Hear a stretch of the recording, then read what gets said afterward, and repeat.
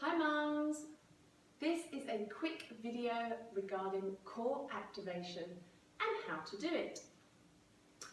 I refer a lot to core activation in the Fit New Mums plan and the Fit Mums core plan, but actually activation of the deep transverse abdominals is really important throughout all of the exercises, and you should be trying to activate your core whenever you perform an exercise or whenever you bend down to pick something up off the floor or whenever you pick up your child, because activating those deep transverse abdominals is going to really strengthen and tone your core, giving you that flat tummy that you're looking for, but also it's going to protect your back particularly, because proper activation means those muscles are activated and ready to work.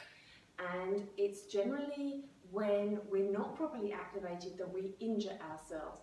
So that's why often, people say they put their back out when they were just reaching up to grab something from a shelf or doing something where they weren't thinking about what they were doing and their back's gone out. So it's really important that when we particularly lift heavy loads or we're doing resistance training, that we really think about that activation. So, first of all, I just want to quickly remind you that your core is not about your six-pack. When we talk about core, people always think about abs. I'm not talking about abs. Your rectus abdominis, your six-pack, might look nice, but it really just looks nice. It's your transverse abdominals and the rest of your core that really counts. Now, officially, your core is everything apart from your head, your arms and your legs. So we're talking all of this section. And we're not just talking about the front, we're talking about the back as well. Back is an important part of your core.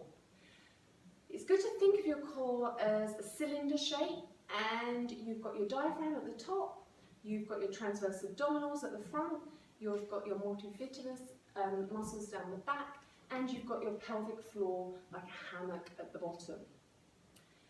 Pelvic floor can be the weakest point of the core, and that's why sometimes post-baby we end up suffering with incontinence or problems when we jump, laugh, cough, sneeze.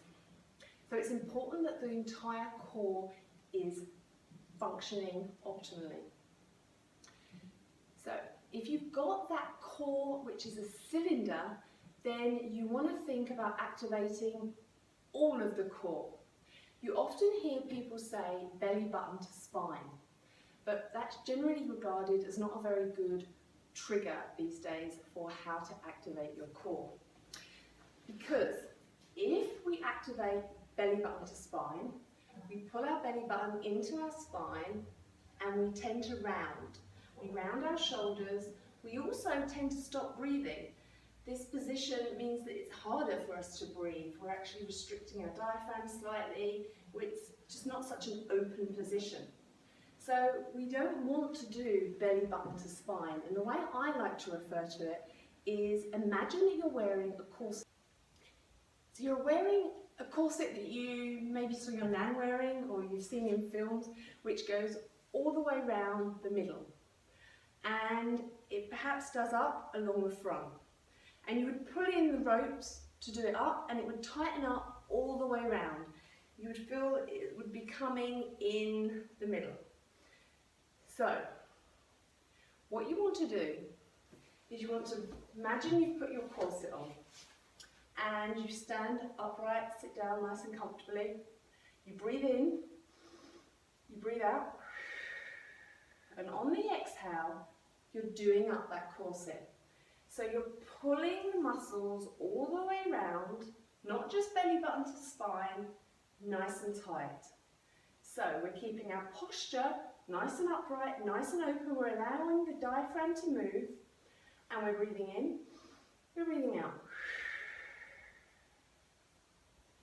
Now, the key is to learn how to keep that activation, keep that nice tight transverse abdominals whilst breathing normally.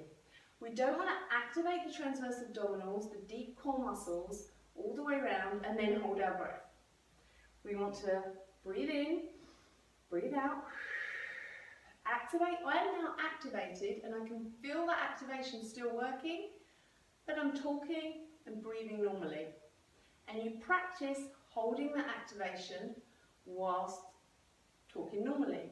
If you were then going to do some squats, you do your squats with that nice activation. If you can't hold the activation all the time, make sure that you are at least doing that activation on the exhale. So you do the exhale on the exertion of the exercise, and at that moment you think about activating all the way around.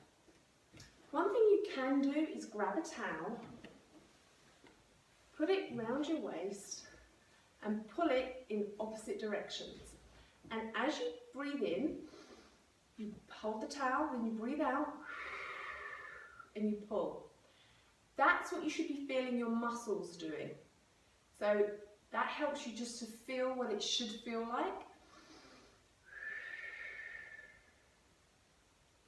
And you're still breathing normally, but you're holding the activation.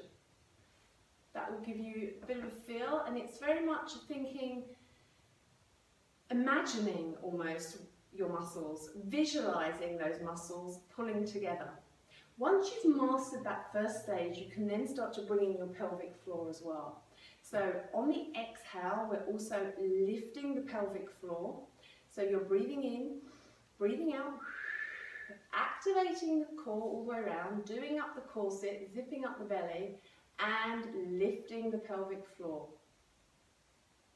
Then you have a fully activated core. You should still be open, you should still be able to breathe, and your diaphragm should be free. Give it a go, let me know what you think. Hope that was helpful, and remember always to do that activation not only during exercises, but whenever you're lifting up something heavy, you're lifting up something from the floor, or carrying your child. Take care.